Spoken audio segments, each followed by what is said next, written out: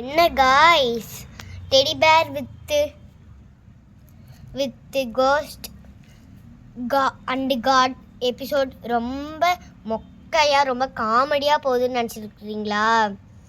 8th பார்ட்டில் தாங்க இருக்குதே.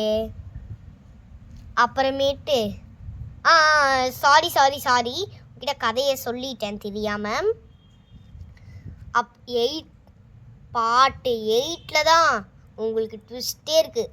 காமெடி எதுவும் கிடையாது, வெறும் த்ரில்லர். நைனிகாவுக்கு என்னாச்சு அப்படின்னு உங்களுக்கு வந்துக்கிட்டே இருக்கும் பயம். நான் ஏன் இப்படி பேசுகிறேன்னு பார்க்குறீங்க. சாரி மக்களே, அப்படி வந்துருச்சு வாய்ஸு, இன்னும் தப்பாக நினச்சிக்காதீங்க.